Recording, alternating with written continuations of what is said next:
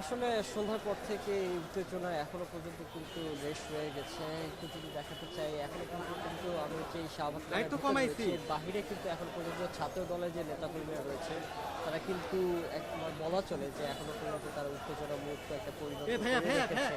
তাহলে তারা বিভিন্ন ধরনের স্লোগান চালাচ্ছে।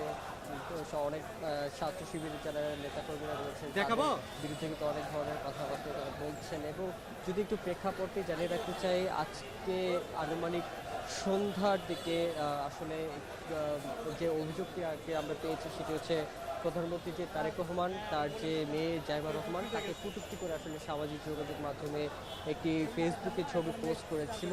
এবং সেই সেটি আসলে অভিযোগটি আসে ছাত্র শিবিরের বিরুদ্ধে এবং সেটির উপরে আসলে মামলা করতে ছাত্র দলের নেতারা তারা শাহবাগ থানায় এসেছিল। এবং পরে খবর পেয়ে সেখানে কিন্তু ঢাকা বিশ্ববিদ্যালয়ের কয়েকজন সাংবাদিক এবং ছাত্র শিবির ও ডাকসুর কয়েকজন প্রতিনিধিরা কিন্তু এসেছিলেন এখানে। এবং এ নিয়ে কিছুটা কথাকাটির জেরেও দুই পক্ষের মধ্যে সংঘর্ষটি সৃষ্টি হয় এবং ছাত্রদল ছাত্র শিবিরের পাল্টা ধাওয়ার এক পর্যায়ে আসলে শাহবাগ থানার ভিতরে ঢুকে ঢাকা বিশ্ববিদ্যালয় কেন্দ্রীয় ছাত্র সংসদের যে ডাকসু সাহিত্য ও সাংস্কৃতিক বিষয়ক সম্পাদক রয়েছেন মুসাদ্দিক, তার উপর কিন্তু হামলা ঘটনাও ঘটেছে।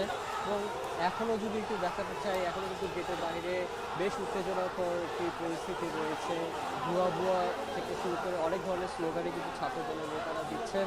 তবে কিছুক্ষণ আগে কিন্তু এই শাহবাগ থানার ভিতরে ছাত্র দলের যে সভাপতি রাকিবুল ইসলাম রাকিব তিনি কিন্তু এসেছিলেন এবং ভিতরে কিন্তু রমনা থানার যে ডিসি রমনা এলাকার যে ডিসি ছিলেন তার সঙ্গে ছাত্র শিবিরের যারা নেতাকর্মীরা তাদেরকে কিন্তু ভিতরে রাখা হয়েছিল এবং তাদেরকে কিন্তু প্রোটোকল দিয়ে কিন্তু কিছুক্ষণ আগে তাদেরকে এই এলাকা থেকে বের করে দেওয়া হয়েছে।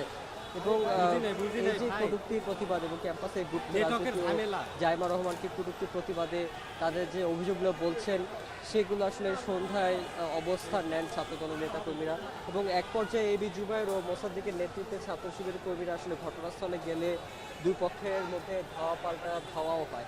তো বলা চলে যে এখনো পর্যন্ত আসলে সংঘর্ষের কোনো ঘটনা নেই, তবে উত্তেজনার যে পারদটি সেটি এখনও চলমান রয়েছে এই শাহবাগ এলাকার মধ্যে। তো এই ছিল আমার কাছে বর্তমানে রাজধানী শাহবাগ থেকে ছাত্রদল এবং ছাত্র শিবিরের ধাওয়া পাল্টা দর্শক।